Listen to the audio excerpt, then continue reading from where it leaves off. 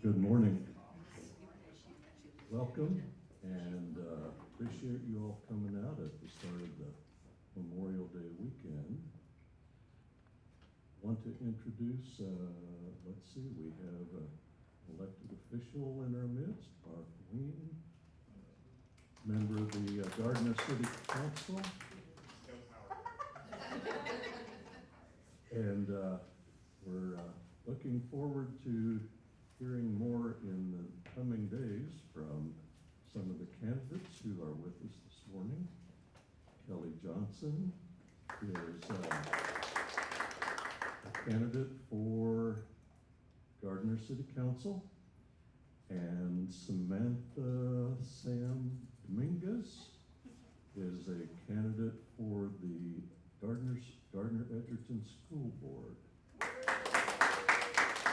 And she intends to take Lana Sutton's seat. Yes, and we're going to help her do just that. And toward the back of the room, Ted Beecham is a candidate for Spring Hill School Board. And for those of you who love this kind of thing, Senate District 37, after the gerrymander, has Southwest Olathe, Gardner, Edgerton, the top third of Miami County, including Lewisburg, but excluding Spring Hill. And Sherry Giebler, who was our state Senate candidate, can tell you, Sherry, what are the other communities in Miami County who'd never seen a Democrat until you knocked? Lois, Hillsdale Lake, Leah, and just every, the Cyrus and every little nook and cranny in between, so. And I'm not joking. According to Sherry, some people were like, we've never had a Democrat knock our door before. Or a Republican. Good point, Ted. Good point. Yeah. Okay. We are, and let me also introduce our new volunteer coordinator for the Johnson County Democratic Party, Kristen Blackton.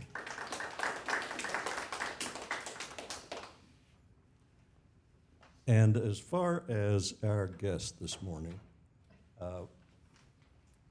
many of you know and love Senator Holscher, but instead of going through kind of the history and when she was first elected as a state representative, I thought I would read the bills that she has recently sponsored. It just take a couple of minutes. Providing for sales tax exemption for feminine hygiene products and diapers. Creating the Responsible Gun Ownership Act and establishing the crime of unlawful storage of a firearm. Allowing cities, counties, or other local units of government to raise the minimum wage by ordinance, resolution, or law. Requiring non-public schools to participate in certain assessments and publish on their website performance accountability reports and longitudinal achievement scores.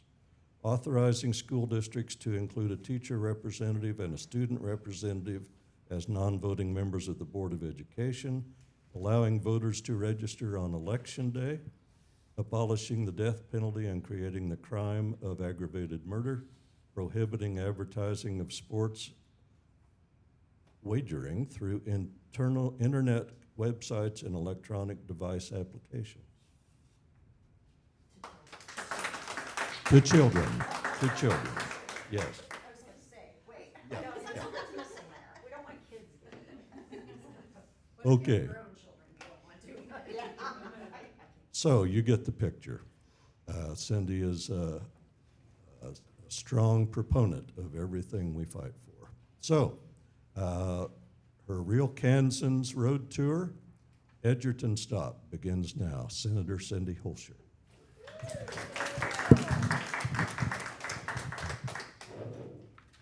Well, thank you so much for having me here this morning. As Gerald was pointing out, I started this Real Kansans tour, early April is when that started. And some interesting things have been happening in Kansas. It seems, kind of to Ted's point, that sometimes Republicans haven't been showing up at people's doors or even at town hall meetings. And just to give you a little background, like typically while we're in session, I will always have a town hall monthly to give updates to my constituents. And then once session is out, I'll do another one to give a wrap up or an overview of bills that passed. Interestingly, session got over early in April, and some communities were wanting to hear from their legislators. And I heard about Parsons, that they were getting ready to have an event and had invited their local legislators as well as federal level, and no one accepted the invitation. So I said, you know what? I'm happy to come talk to your people and answer their questions and listen. So that particular day, that was April 5th, I expected there'd be about 40 people there maybe. I think there were 120 that showed up. Mix of Republicans, Democrats, Independents who, again, want to be heard and just want their questions answered. Of course, you all probably remember what happened about a month prior to that was the town hall where Senator Marshall did not like the questions being asked. He left early, said that the people in attendance were paid agitators, and again, just did not seem to really appreciate having to listen to constituents or answer their questions. So I am happy to tell you that I will not leave early. I will answer your questions, and like you, I'm a real Kansan. So that's what this tour has been about. I will tell you, some people have taken me to task. They're like, you're not a real Kansan. I was born in Missouri. I did not have a whole lot of input in that on where I was born. I mean, like most people, and my parents chose that. But my grandparents were tenant farmers. And when you're a tenant farmer, that's kind of the poorest of the poor. You don't have a lot of mobility options. I was born in mid-Missouri. My parents also were, we had a farm. I grew up on a farm. And in addition to that, my dad, who's a Marine, was a construction worker, and my mom was the janitor at the school that I attended. And I will tell you, growing up in the farm has, given me a perspective that really helps me understand the importance of schools and that kids get a good education so that no matter what they choose to do, should they choose to stay in the rural areas, should they choose, to go to college or what have you, like I said, just growing up in a rural area really stressed that importance to me. Additionally, I'm a first generation college graduate. Sometimes you hear legislators or other people talk about that they're kind of like a legacy of, their parents or grandparents or somebody else in their family had served in office. I am not connected to any of that. So, like I said, I'm a first generation college student and then came to Kansas in '99 working for Sprint. So was there for many years, then took a few years off to raise kids. And of course, the thing that enticed us to Kansas was the strong public schools. And so we decided, okay, yeah, we're gonna, this is where we wanna be. And this is where we wanna raise our kids. Of course, about the time that our kids got in school, guess what happened? Brownback experiment. And we were losing teachers. We didn't have paras. We didn't have supplies. I remember in a couple of our buildings, we didn't even have doors to the classrooms. We had shower curtains. We were hemorrhaging. And one weekend then, my daughter Sarah, my oldest, she was probably about 12 at the time, we were at Target on the weekend, and we saw one of her teachers. And she asked me, she's like, why is my teacher working at Target on the weekend when she works a full-time job during the week? She has a family. She's like, what's going on? And I told her, I said, well, we're kind of in crisis right now with the budget. And I said, she probably doesn't make enough money to pay her bills. And she looked at me and she said, you go fix that. And, there I am in Target thinking about, the situation going on in Kansas and how severe it was. And I just started thinking, we need reasonable people to step up and fix this. Because what was going on at the time, it was hurting us. It was hurting our kids. It was hurting our economy. So that's where it started, right there in a Target on a weekend. So from there, I started taking a look at, okay, what can I do to make a difference? My own representative at that time was the person really leading the charge on destroying our public schools, the person pushing the block grants and defunding our schools. So I decided to run against her. And at that time, we didn't have a whole lot of a network established in Johnson County for canvassing and doing those things. So it was a team of about 4 of us out knocking doors almost every night. And guess what? We managed to defeat a 3-term incumbent and won every single precinct. So it was not easy, but that's where I started in the House, did 2 terms there, then crossed over to the Senate in 2020 because we had another person in office, Jim Denning, who was an obstructionist.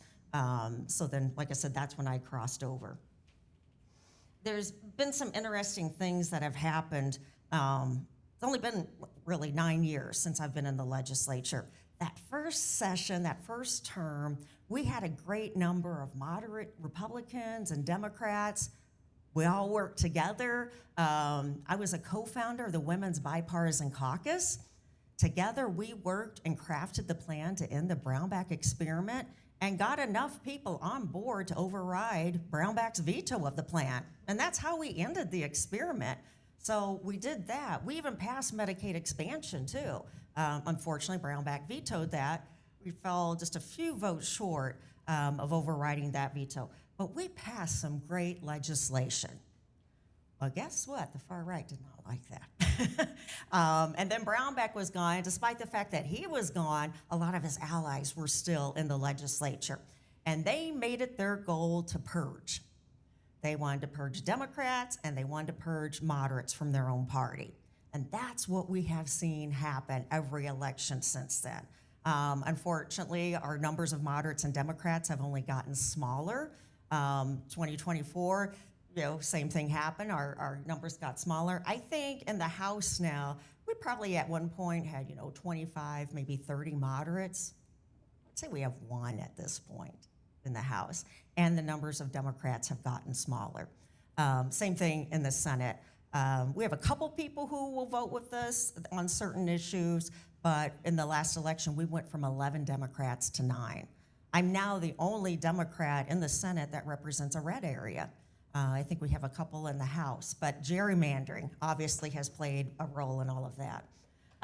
So again, we've had this purging happen, and in that time period, what we have seen are increased attacks on our schools. Every year. Somebody asked me one time, they're like, if you had a magic wand and you could change one thing, what would it be? And the first thing that came to my mind is, I hate that we have to fight so hard every year just to get basic funding for our schools, to invest in our children and our teachers. But it is. Every year it's a battle because the extremists have been pushing voucher plans, different things that are marketed as school choice, which really the end result is to defund your public schools. So like I said, we've seen those attacks. Each election cycle, we have seen dark money poured into these races from the Koch network and other dark money factions. And then along the way, too, what we've seen is pushing of the flat tax, which essentially is basically giving breaks to the upper income, making it harder and more taxes on lower income. But it's marketed as, well, it's nice and simple. Flat tax is nice and simple. Well, yeah, it sounds that way, but like I said, when you really look at what the impact is, it's a very regressive form of a tax structure. So the thing I want you to think about, too, is on these vouchers, and I don't know how much you know about them or how closely you've watched. You've got some experts in the room who probably, have talked about this, but again, they're often marketed as school choice. And that sounds great, doesn't it? Well, of course we want to have choice in this country. But what they don't tell you is that, also what they'll say is we want to help, kids who are struggling in certain schools go to a better school. So that's how it's marketed. It sounds kind of noble. But what they don't tell you is that out of 105 counties, I think it's over 60 of them have no options other than public schools. Additionally, the voucher that you would get, let's say you're a parent and you think, okay, I want to take my kid to a private school, and we have some great private schools. The thing is, most of them are full. The other thing is, if you get this voucher for, say, $8,000, that is not going to cover the tuition. Well, a lot of people don't realize that. They get this vision in their mind of, oh yeah, I'll send my kid to this private school with this voucher. Then they find out the tuition is way more than they thought it was. Then they find out typically that if they have a kid with an IEP, they are not going to get admitted. So here's what happens. Those vouchers that are marketed to help poor kids is usually what they'll say, well, it's to help poorer kids in struggling neighborhoods. Those vouchers end up going 70% of the time to people who were already sending their kids to private school. And they're typically making six figures, not the poorer kids. That other 30% that, again, kind of gets that vision of, oh, I'll send my kid to a different school. Guess what? Over half of them end up coming back to the public school in a few years. So when we have seen these programs implemented in other states, Iowa, Arkansas has adopted it, Arizona, it just devastates your public schools. And what is it, like 90% of our kids go to public schools here in Kansas? And our economy is so dependent on our schools. That's what brings people here. So again, I spend a little extra time on that because I just want you to know what we face in terms of this group of legislators that outnumber us who are working to defund our schools. So with the 2024 election, with the numbers the way they were, it became apparent that victories for our values might be a little bit difficult to come by. So I will tell you, I put all my focus on stopping voucher bills. Because while the 3-day grace period for mail ballots went away, we can fix that in a few years if we can get some balance back to the legislature.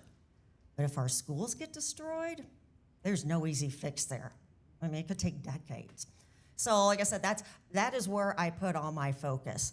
And I am very happy to tell you that myself, some other individuals, a very small group, we stopped the voucher bills this year.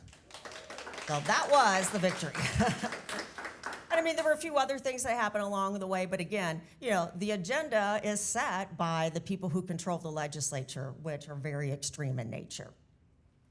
From there, I want you to know too, we hear a lot about the federal level and the things that are happening there, and a lot of negative things happening there. There's a lot of parallels to the state level. Things like federal level has a DOJ committee. We have a COJ committee on the state level. And if you want to ask questions about that more in depth later, we could talk about that. But I'm the ranking minority on that. And as soon as I heard that was going to be a committee, I'm like, oh, please put me on that. Because I kind of had some suspicions of what might be going on there. And it's been interesting is what I'll say. Again, attacks on both levels. Against education on the federal and state level. Some people have asked me, they're like, oh, well, that money from the federal level, if they destroy the Department of Education, they'll just send it to you on the state level. I'm like, no. When they say responsibility, they mean responsibility in terms of monetary terms too. So no money has been coming to us from the federal level in that regard. Attacks on voting rights we're seeing on both levels. The SAVE Act, introduced on the federal level, on the state level. We've had a lot of different bills. The 3-day grace period went away. With that bill, Kansas will now have the shortest time frame for mail-in ballots in the nation because that changed. So if you're using mail-in ballots, get those things in as soon as you can. If you have kids or grandkids out there, that's the important message to get those in. I will tell you, Representative Pat Proctor, who is the chair of the House Elections Committee, who was one of the people pushing that bill, has basically said he would like to do away with early voting and return it to Election Day being Election Day. Now, that really never has been the case. But again, that sounds good marketing-wise. Make election day, election day. I mean, if you're familiar with the process, you know there's a lot of things that happen before the election. There's a lot of things that happen after the election. And a lot of our county chairs will say, oh my God, we can't do all of this on election day. So again, it sounds good as a marketing term. If you look at my Facebook page as well as some other pages, you will find videos of Pat Proctor saying things like, these women getting out and voting, they are stealing our elections fair and square. Okay, that doesn't make sense to steal fair and square, but that's what he said. But it does show you that there is a fear by certain members of our legislature about women voting. And again, think about those mail-in ballots, a lot of college students. So who do they fear? They fear voters from certain demographics getting their votes in. What we're talking about, though, too, in the legislature, as far as some of these things that have happened, we're looking ahead. We've got elections coming up. You've got your local elections this year, which will be very important. I got 2 words for you in terms of local elections. Chris Kobach, he started out on the local level, and that's what happens lots of times. And that's why those elections are so important, because you could get somebody who, runs on the local level, and then they use that as a platform to go to something else, and then the next thing you know, they're running for governor. So like I said, that's where Chris Kobach got his start, on the local level. So that's why it is so important for us to tell our friends, you've got to vote in every election. I know we get very focused on the federal level and the presidential election, but man, these local elections, the state elections, have such a big impact on your day-to-day life. When we look at 2026, here's a couple things that we have to have on our radar. In August of 2026, you'll have the constitutional amendment vote. And that was a bill that was pushed through this year that would change the way Supreme Court justices are selected. So many years ago, we had an election process. It was so corrupt that we changed it to merit selection, where essentially people are interviewed, and from that, 3 are chosen and sent to the governor for her to select. The way this is going to be marketed is you're going to be told you've been denied your voice in voting. Well, you're not. It's an open process. You can watch it, and then when it comes time for retention, you absolutely have the ability to vote on that. But again, it was changed because of the fact it was so corrupt. So why are they doing this? Why is this so important? There's 2 reasons, really. The GOP did not like the answer 2 years ago in August in regard to access to reproductive health care. Additionally, they have not reached their goal yet of defunding our schools. They know if they can go to a process where it's an election, like the legislature, they can probably buy most of those seats. So that's what they're looking toward. They haven't been able to get what they wanted legislatively or letting the people vote on it, so take a different route through the courts. So what I'm telling people is, a lot of people don't realize, okay, what this is about in terms of the court. To make it simple, I'm telling them, well, 1, do you want more money poured into elections? Most people don't, but that's what you'll see with this process. But the other important message is, if you voted no in August of 2022, you want to vote now again. Because again, it's partly the same issue. So that's what we have coming, looming on the horizon. Additionally, we need a few more friends in Topeka, and every House seat will be on the ballot. So again, we need to flip a few of those seats, get a few more friends that will help change the direction of how things are going. Additionally, we will have the governor's race and U.S. Senate race. Now, here's a couple things to think about. I think we all know with the U.S. Senate race, it feels like democracy is hanging in the balance, doesn't it, in terms of things happening there. Additionally, for the governor's race, here's what's very important. Even if we flip some of those seats and break the supermajority,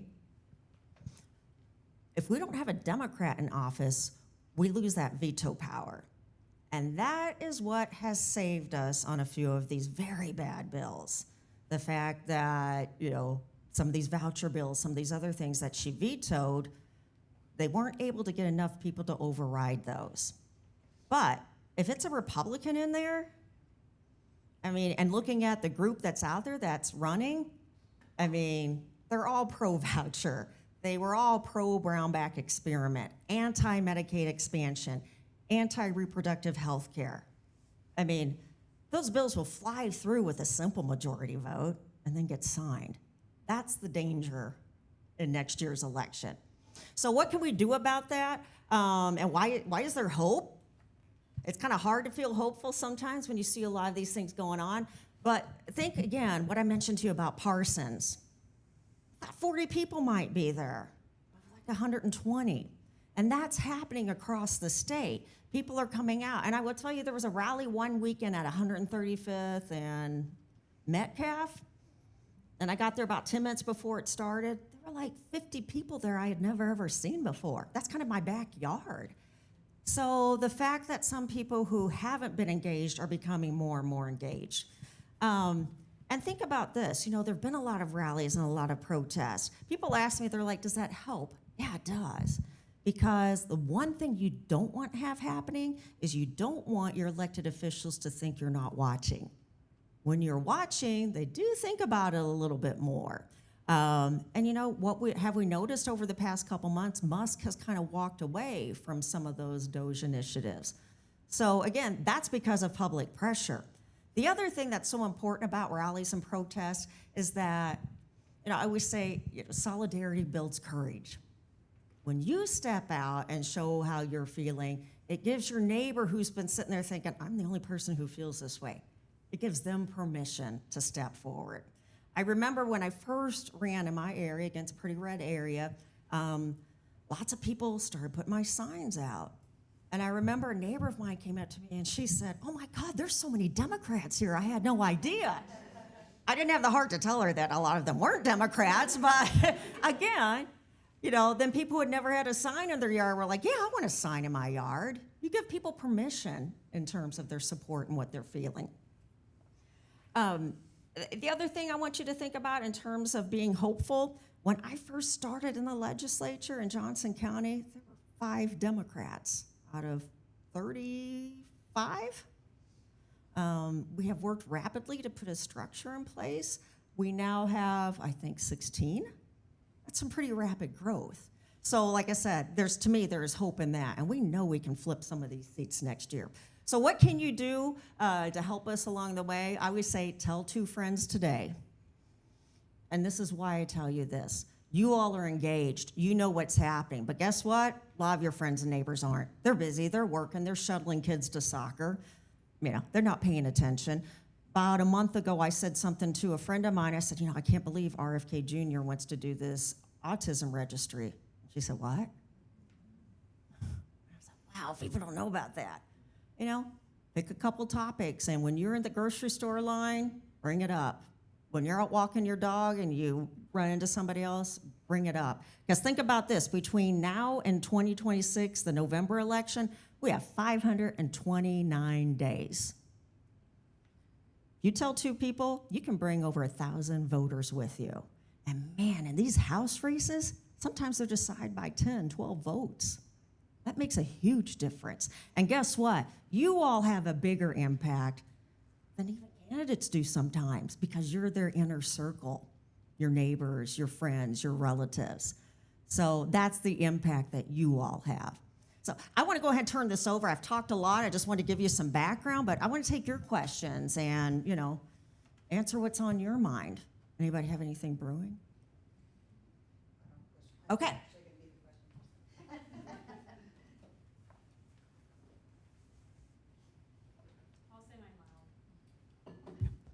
So how exactly were you able to stop the voucher bill? Because I was shocked that it didn't pass this session. Did you just build coalitions with some of the Republicans? Yes. Like I said, there was a small group of us really that was, networking with a lot of different legislators. Honestly, to me, the rural areas became very critical because, there was a time here in Johnson County when you could count on every legislator, Republican or Democrat, to vote for public schools. That is not the case now. And that surprises some people. They're like, are you kidding me? Johnson County legislators not supporting schools? And no, that's how extreme it has gotten. So no, it became, like I said, very critical to reach out to rural areas because, here's a couple things to think about. Some of our legislators haven't been in a public school in years. So keep in mind, the pro-voucher crowd, they have their lobbyists there every day in the Capitol saying things like, your teachers are indoctrinating, there's litter boxes in the classrooms, your schools are failing. That's what the lobbyists for the pro-voucher movement, the things that they're saying. And again, if you have legislators who haven't been in a school building in years, I mean, sadly, sometimes it seems like they want to believe those things. So, I mean, we've made efforts to try to get more legislators out to their schools, having schools extend invitations to get them there. But then there was a network of us, too, that were working with other groups and individuals across the state to put pressure from the local areas on their legislators. And then I even wrote a couple of letters to the editor that went to rural newspapers. Because the fact of the matter is, like, we had a number of legislators in those areas saying, well, first, I don't know that if a number of them realized that they didn't have any alternatives. So, once we proved that, okay, this is what you have, then the fact of the matter was, a lot of them said, well, okay, if we don't have a private school as an option, no big deal. It's not going to hurt us here. It's like, no, that's the part they don't get. We only have one pot of money. And if we're taking out $8,000 a kid for private school, that just really reduces the pie or the pot of money that's left for the public schools. And, in some of our smaller communities, the public schools are like in the top 5 of employment. That will destroy those communities. So I got very pointed with some people too, and I said, look, I'm like, some of our areas and a lot of our people are struggling to pay their bills. Our small towns are struggling. This is the last lifeline there. I'm like, and you're gonna take your hard-earned tax money and send it to people who are making 6 figures? And really, I think that's, that was the story that made the difference. I did have a few people in my area tell me there had been a really big push prior to this session by the GOP to visit private schools and kind of give their pitch. I had a couple of constituents this year come up to me prior to the election, and they said, how do I get my money? How do I get my voucher money? I was like, what?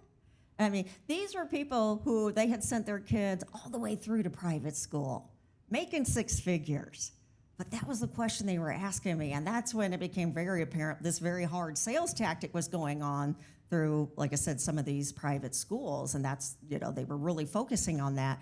And then I just asked a couple people, when they said that to me, I said, well, what are you going to do with that money? One of them said, well, we'll take it and we'll buy new furniture for our lake house. Another person said, oh, well, we'll use it to buy a nicer sports car for our daughter when she graduates. I mean, when you tell people who are struggling that that's where their tax money is going to go, that doesn't feel very good. But that's the fact of the matter. So really, like I said, it's kind of been a little bit of an education process in terms of what the vouchers do, who they go to, and what happens. What else? Gerald. I wanted to see Eileen rush up here. One of the arguments, Cindy, against Medicaid expansion has been that, well, if there's no guarantee that the federal government will continue funding at 90%. And now we're looking at the very real prospect that prediction may actually come to pass. What is your latest count of the number of community rural hospitals that are on the cliff, the edge of the cliff, and will go over the cliff if Medicaid expansion does not happen and if funding gets cut back? I think it's 26 was the latest that I heard. And some of those have been kind of teetering there for several years. So some of the far right says, oh, it's a great thing, good thing we didn't expand Medicaid because now that's going to be taken away. But guess what? The Medicaid expansion has offered a bigger buffer because if you think about it, states that expanded are getting more funding. So if some funding is going to be taken away, you've got a bigger pot that you're drawing from. Whereas here in Kansas, we've never expanded. It's been a struggle anyway. I mean, we have been funding our hospitals every way possible 3 times over because of not expanding Medicaid. Because, we're paying into that system and our money's going elsewhere. And then we keep developing all these other ways to try to make healthcare more accessible, which is not as efficient, which is more costly. And that's why I say we're funding it like 3 times over because of not expanding. So yes, it's a critical situation. Sometimes people are like, God, I should have brought alcohol or chocolate for this. I mean, it's some heavy stuff. I'm not going to sugarcoat it because I want you to know what we're up against. Well, I do actually have a question. Yeah. Senator, what would your advice be to just the average folk who want to get involved but are a little bit nervous about, say, like, I think the biggest issue, too, we have right now is that we have seats that are unopposed. If somebody's just sitting there and saying, that's just a shame, like, what would you tell them to just put your name on the ballot? If you feel like, hey, I've got no experience, I don't know how this works, I don't know how that works, like, what would you say to them to encourage them to just take that leap of faith and do that? Yeah, I mean, obviously we know there are some areas that have been so gerrymandered. Like, I'm always going to be honest with people. If it's a district that there really isn't a chance, and I'm going to tell them that, and I'll tell them you probably won't get a lot of party support because, we have to, we only have a certain amount of money to use to focus on seats that we can flip. But the thing I tell them is, you got to plant the seeds before you can harvest. If you can do something like put your name on the ballot or be a precinct person and start that process again of talking to your neighbors and reaching out, I mean, that's what makes the difference. I mean, in my own district, we covered it 3 times because we knew we had to, persuade some people. But like I said, yeah, you've got to start somewhere. And again, some of these areas too that I think about, okay, usually every once in a while we do get a surprise win in one of those areas that we're like, yeah, that's not going to happen. But then, something happens locally and a larger number of people show up. And that's always what it comes down to too, just mobilizing people to vote. Because if you look back at August 2022, our numbers peaked in terms of voters. Man, they didn't all return in November. People just don't make that connection between what the legislature does and just even that ballot initiative. But in my own district, which has high turnout, I think there were 800 people that didn't show up from August to November. And one of our Senate districts, it was like 1,500. I mean, that would have made a huge difference in terms of who was elected. And unfortunately, that district ended up with somebody very extreme again. So like I said, that's the important part. I keep trying to reiterate to people, you have to vote in every single election. Or again, you end up with Chris Kobach and all these other people. I know, Ted, somebody's got a question. So you're not my senator. I wish you were. And my House rep is also not a person I appreciate being represented by. So is there anything that we could say to those people before we try to vote them out next year that you think is especially persuasive? Because they are just hateful when they respond to my emails. Okay, let me back up real quick. Obviously, if you want to get involved, Kristen can hook you up. So I forgot to mention that. But, and again, we have such a better framework in place now than we did. I mean, there's training. Oh, my God. Things like that. You have tools you can use. You're not recreating the wheel on your own like 8-10 years ago. So like I said, Kristen's here. We have great structure in place. But what to say to those legislators? Well, here's one of my key tips. If you were emailing on an issue, and maybe let's say Medicaid expansion, and your legislators are opposed, they love to say things like, well, I never heard from anybody in my district about this. When you send that email, CC a friendly, like myself or somebody else that is in favor of that initiative. Because that way it gives us the ability in a meeting to say, well, I know you received some emails on this topic. Additionally, what has happened a lot of times for some of these committee meetings, advance notice hasn't been given on some of these issues. So we had in healthcare last year, I can't remember which bill it was, but it was one of those situations where a very short time frame was given in terms of testimony. And so the proponents were saying, and this was a bad bill, the proponents were saying, well, look, you know, all these people who showed up to testify and nobody really here is opposing it. Again, because of the short time frame. What happened then was I got flooded with emails from people saying, you know, once it got out there, they were like, I am so opposed to this. So I brought those in the next day, and I think I had like 500 of those. And I'm like, no, people are not in favor of this. So those are the things you can do that help us as we're, like I said, having that battle. And just seeing somebody else who, you know, is like-minded makes a difference too. And showing up helps if you got a really big issue.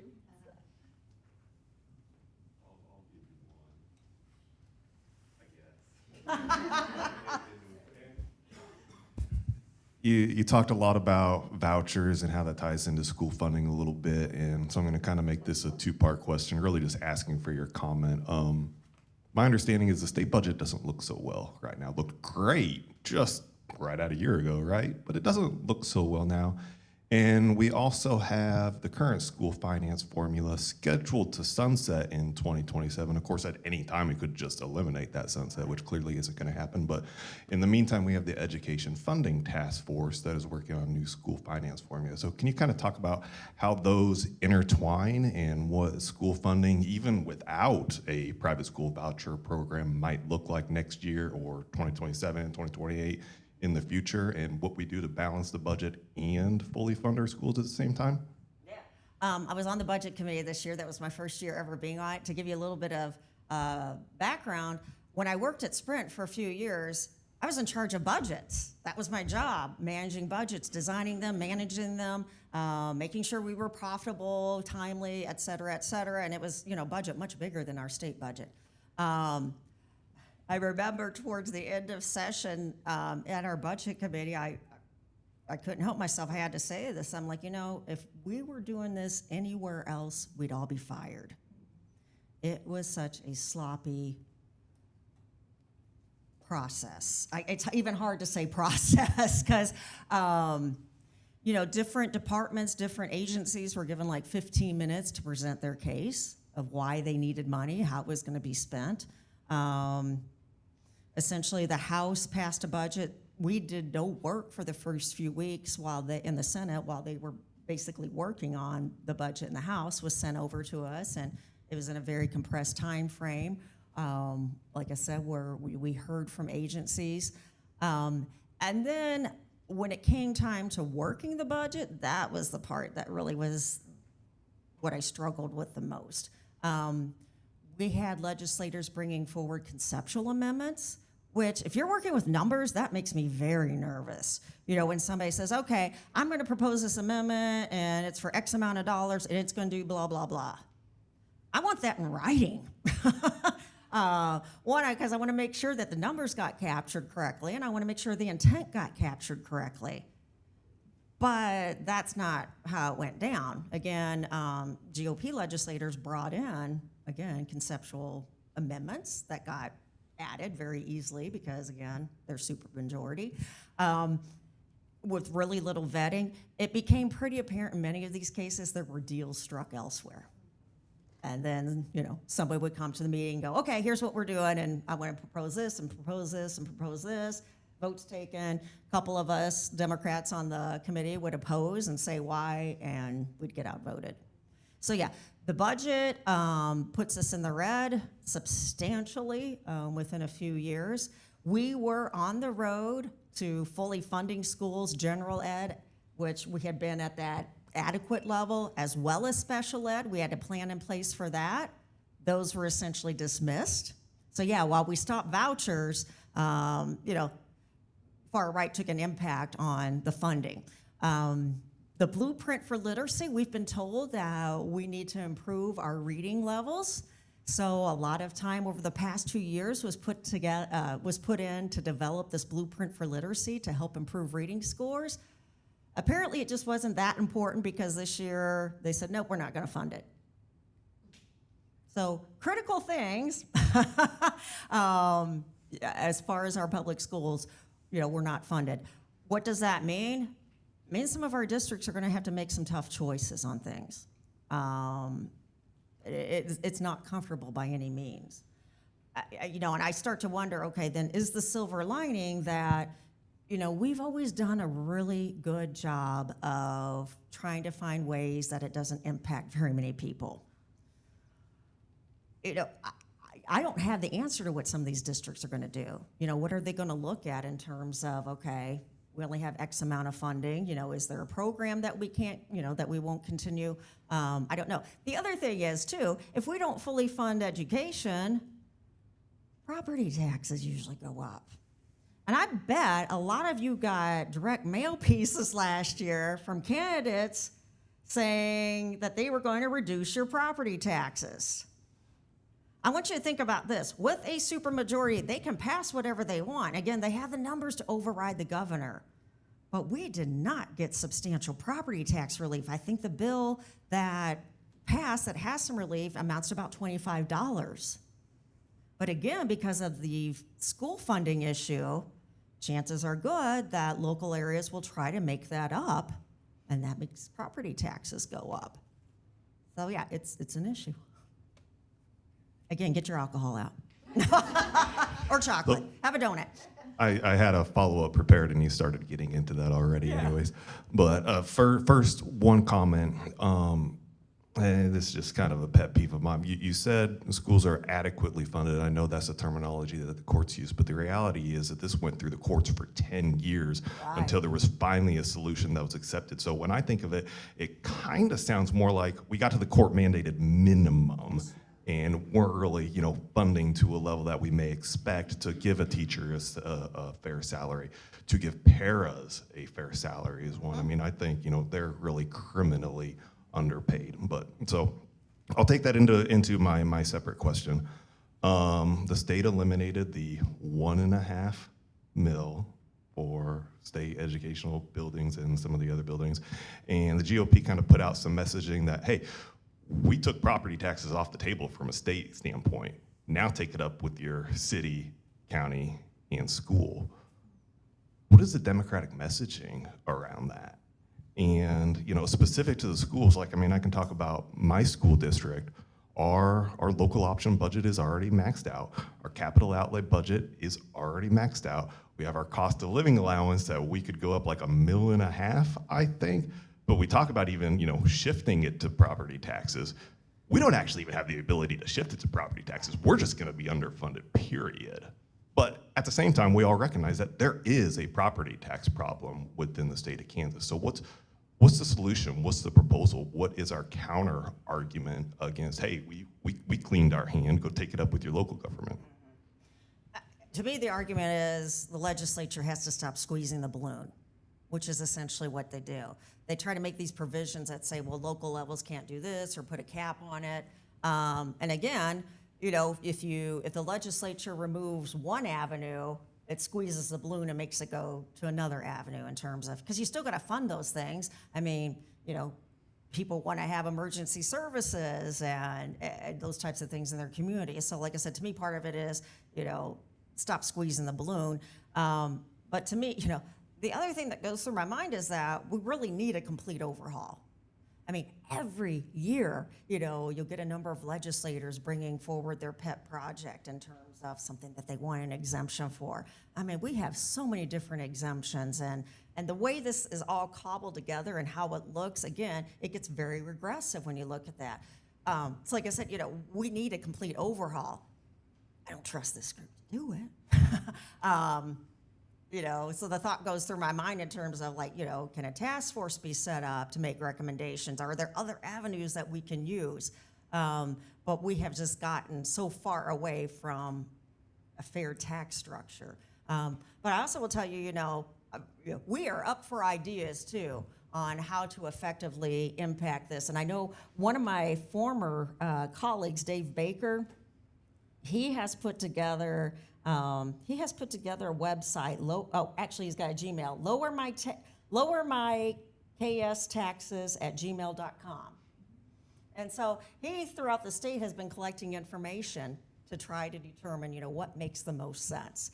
So there are efforts out there. Like I said, it's also a precarious situation based upon the makeup of the legislature.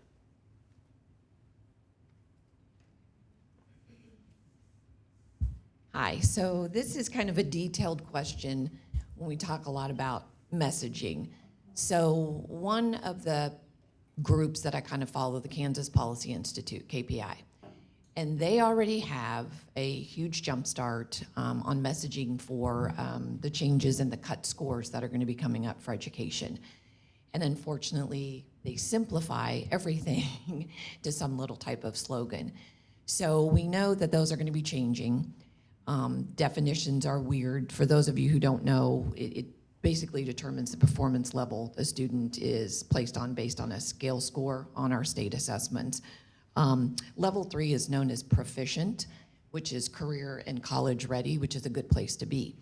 Johnson County doesn't like the word proficient. KPI uses it almost like it's like a C average, where it's not that kind of, you don't put a grade level. So 1, 2, 3, 4 is not A, B, C, D, but that's how they're kind of messaging it. My fear is that they've already got a head start as usual on crap slogans and those kinds of things. What do you feel we can do on our end? What do you feel like you guys are doing on your end to get ahead? I know they haven't determined exactly what the names of the scores are going to be and what those mean, but is that kind of on the back of your radar with the 8 million other things? But that's my concern, is that they're already out there messaging that we are lowering our standards because that's what we do in public school. Yeah, it's tough in the respect that, I mean, they're always going to put a certain spin on it, things. And they're great at it. They're great at marketing and spinning. You know, like I can foresee some of those things too, and that's the type of thing that keeps me up at night, thinking about, okay, what are they going to do, and then how do we get ahead of that, or how do we address that? You know, the tough thing is too, I mean, we have 6-figure lobbyists who spend all day coming up with this stuff. Do we have that type of structure necessarily to push back? Not so much. Like I said, these are people who, you know, have been trained in how to do this. So, yeah, I do have thoughts on that, but of course I am all ears too from you all who are experts in the field in terms of how we address. I do think we've seen a change with some of our advocacy groups out there too, in terms of how they're approaching, rather than being in that very defensive mode, again, trying to get ahead of it and put out there, you know, how we are more than proficient, or how we're doing well in there, versus allowing them just to control the narrative. So, Senator, I'm really interested in a forward look with the elections coming up next year, and for all you people that are running this year in local races, best of luck. But what are, I'm not going to ask you your plans necessarily, because I think that you are doing your tour, you're going to make your decisions, but how are you going to take the fight to the Republicans upcoming? And I've got a suggestion for you for at least one of the 2 seats that I understand that you might be interested in running for, which is legislation that, introducing legislation that tightens up where people live, as what jurisdiction they're representing and where they live. That's been a problem in Johnson County. Adam Scott, who used to, it's not Adam Scott, is it? Adam Thomas, that used to represent Spring Hill, didn't even live there. But more famously, hashtag Florida man, our senator, doesn't really live in Kansas any longer. And what are we going to do as a party? What are you going to do as a candidate to take the fight to people? Good question. I will tell you, the shortened session hurt us in a lot of ways this year. I'm one of those people that I will establish alliances and find people to work with. Again, on such a shortened session, that was hard to do. And we have almost a third of our people were new. You know, we had a number of people who retired, other, churn. I can find allies out there to work on certain issues. But like I said, I had a couple bills that were moving and then bam, session's over. So like I said, I'm going to continue those efforts. I know other people are going to continue those efforts to try to help us overall in the legislature. The most important thing I think for us as Democrats when we're looking forward, I try to remind people about this. Your vote is not a Valentine. And the reason I say that is I think we often get hung up on here are 10 things that are important to me, in terms of values, et cetera. And we want a candidate that matches all 10 of those. That candidate may not be able to win though. And I tell people, you got to think about, okay, if you get 70 or 80% that lines up, that's pretty good. And, the fact of the matter is on the other side, while we're falling in love, they're falling in line. And not that I'm saying that that's what we should be doing, because obviously that's a very extreme position right now. But again, we have to think in these terms. Your vote is not a Valentine. It's a chess move. It's a chess move to get you closer to the type of state, the type of country you want. Those are the terms that, we have to think. Because it's going to be incredibly important that we unite, big tent, because again, with our numbers, Democrats can't win it by themselves in a lot of these elections. So we have to have that big tent philosophy. And I tell people too, I'm like, if you're really, really serious about this, you've got, here's Republican platform, here's Democrat platform, Venn diagram right here. We got a lot of stuff in common. And those are those issues that impact us economically typically. Economic issues, our public schools, those things in that structure. So like I said, that's my encouragement is to focus, in that area. To the other part of your question, like what am I doing? I often tell people, I'm like, my kids are out of school. I'll be an empty nester here shortly. Part of me is like, it'd be nice to have a cabin in the woods and, just go hang out there. I've put 10 years into this of fighting for our schools. And again, I know with those candidates that are out there on the other side, that goes away. Even though my kids won't still be in school, I so sincerely believe that every child out there deserves a strong education. And like I said, that's the part that keeps going through my mind. Like I said, there's other things that sound much, much more appealing. And I would tell you sometimes in the legislature, when we have some of these big battles, I sit there and I kind of question my life choices. But there are some victories that are very important. There's some things we stop. Like I said, there are some victories that happen along the way. Like I said, I can't give up this fight on ensuring every child in Kansas can get a good education.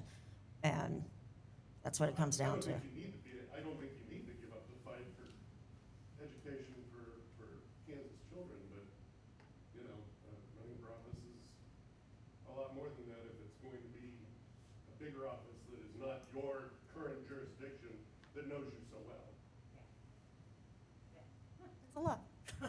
That's why I'm examining the landscape and doing my due diligence.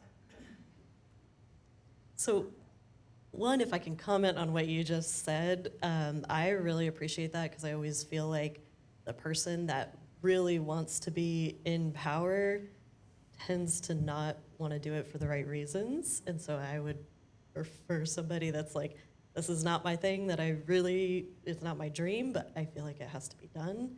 And I want somebody that cares to do it. So my question then, so we'll see Senator Holscher. Holscher is the chess master moving the pieces around. What is the winning strategy in this climate for a Democratic governor, for a Democrat in the Senate, in the federal Senate, for flipping some of enough House and state Senate seats? You're moving all the pieces around, what's that strategy look like? I mean, I sincerely believe starting early is really the biggest component. When I first ran for my House seat, I think I started at least 15 months in advance. When you're talking about flipping a red seat and you've got an incumbent that's been there a little while, you gotta start early because you gotta raise your visibility, you gotta raise a lot of money. And like I said, we covered that district 3 times. So I do think starting early is critical. Hopefully it helps because in the legislature, the pay is better now. That used to be such a hindrance in terms of trying to recruit people. But like I said, hopefully that's a little bit better. But you know, the other thing that goes through my mind too, and that's why I say tell 2 people today, because when we just start talking about, you know, there's a number of people that don't focus on elections till right before. But boy, it sure does help to get information to them earlier or kind of on an ongoing basis. Because, you know, I think about too, we've had some outreach efforts on some of our elections where maybe we targeted a certain area and we just did it like a week before the election day. We're not gonna get them by sending a text message maybe, you know, one time a week before the election day. Again, gotta plant the seeds before you can harvest. So I think about the fact, again, what can we do, you know, as individuals in our communities to really build up to that? And let me give you this example. Stratford Downs is a neighborhood that's close to where I live that I'll just say every time I have canvassed there, I've been kicked out, like literally.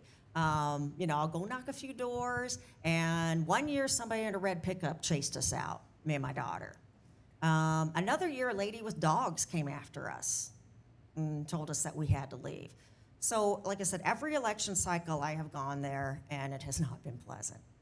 So this year, I told my campaign manager, I said, okay, you know, Stratford Downs.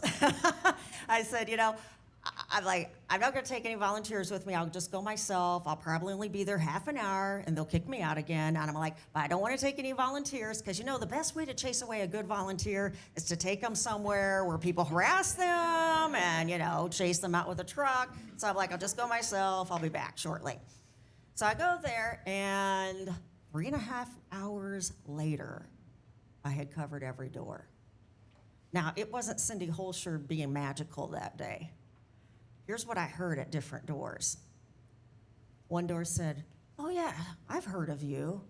My neighbor Nancy had us over for coffee one day and was talking about different issues on the state level. Sure, I'll vote for you. Another door, person said, oh yeah, Nancy came by last year and brought me your voting record that outlined the things that you're focusing on. And another door, Nancy did this, Nancy did that. I mean, that was Nancy. Did you send Nancy flowers? I went by her house and she wasn't home. She asked if I sent Nancy flowers. But yeah, she wasn't home that day. But it was her talking to her neighbors at different points. That's what did it. And like I said, 3.5 hours later, it was like the most beautiful thing I'd ever experienced, honestly. Interestingly, one of the last doors I went to in that neighborhood, gentleman came to the door. He didn't have pants on. Yeah, that sticks out in my mind as far as this beautiful day I was having, and that a guy shows up without pants on. But he was very interested. And of course, Nancy had talked to him at some point. You know, so we're talking, and all of a sudden I hear somebody in the background go, Henry, you forgot your pants. I don't think he realized it. And so then I'm like, oh, I gotta hurry up here. Can you vote? Well, you vote for me, blah, blah, blah. You know, close the call and everything. He's like, yeah, I gotta go. And so I call up Sarah, my daughter, that evening, and I'm telling her about this great experience I'd had because, again, she was with me one of those times we got kicked out. And I told her, I'm like, it was great. I'm like, you know, Nancy had talked to so many people, you know, then here I am, and, you know, they're voting for me. And then I told her about Henry, and I said, but I feel really good because, you know, Henry said he's going to vote for me. And Sarah goes, if Henry forgot his pants, he's going to forget there's an election. So that, again, is why it is so important that you're reaching out to your neighbors, because here's something else I'll tell you. So first time I ran was 2016. Good group of moms that, were my circle of helping me and everything. They know I'm in the legislature. They, like I said, they've been with me since then. Every year, even if I'm on the ballot or not, every year I'll send out a text to a lot of my friends saying, hey, I just want to make sure you've gotten out to vote. Half of them will come back and say something like, oh crap, there's an election. I mean, again, these are people who are my supporters. But sometimes, even if they're my supporters, it doesn't mean that they're always voting in every election. So usually then what happens, I'll say, yeah, there's an election coming up. And then the next question is usually, well, where do I go vote and who do I vote for? That outreach is so critical, and we probably just don't do enough of it. So like I said, whether I'm on the ballot or not, every election cycle, I'm reminding my circle of friends to get out there and vote. Now, you've got some good tools now, voter to voter, to help with that, and some other things available. But like I said, just that personal contact from you, though, that makes a big difference. But to Sarah's point, Henry may not get out and vote because no amount of reminding may ensure that he gets there. Anything else for y'all? I do want to tell you, I brought my resume. I think I'm probably the only legislator that does that. I just think it's important for you to know what I've been focusing on, the things I've accomplished. Because I think transparency is so important. You all are the ones in charge. This is your government and everything. So like I said, I want you to know, what I focus on, what are my goals, the things that, I want to try to make happen, and the things that, been able to accomplish. So those are over there too. All right. Yeah, I'll stick around if you have more questions. And of course, you can reach out at any point. I appreciate that.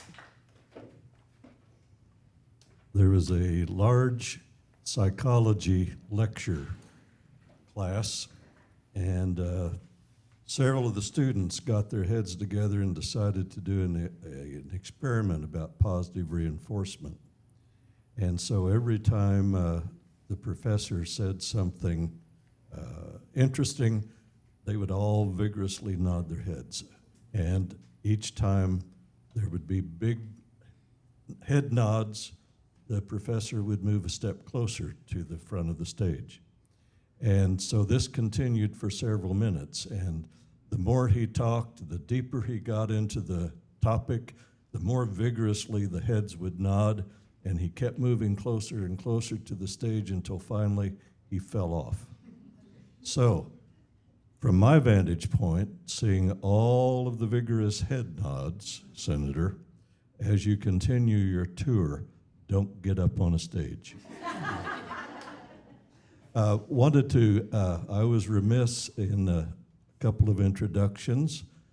I'm Gerald Gentry, one of the co-leaders of Senate District 37. I live in West Olathe. Kristen Schultz is a co-leader in Senate District 37. She lives in Gardner. I want to thank Israel Montades for videotaping this session today. He was here at 8 o'clock this morning, getting set up. I want to thank Kelly Johnson for making the arrangements. And when you see Betsy Lawrence, yes, thank you for lending your name. We needed a Gardner resident, or an Edgerton resident, to make this a reservation. We're going to try to stick with the fourth Saturday of each month going forward, but we'll be moving the venue around. There aren't a lot of venues in Gardner and in Edgerton. Next month, we'll be at the Gardner Senior Center, and then in July and again in August, we are back here for those two sessions. Feel free to take seconds on snacks, and we have some chocolate, no alcohol. But, okay, and feel free to stick around for a few minutes, and Kristen and I will try to answer questions. Well, both Kristens, Kristen Schultz and Kristen Blackton. So again, thank you to Senator Holscher. Much appreciated. And thank you all for coming out.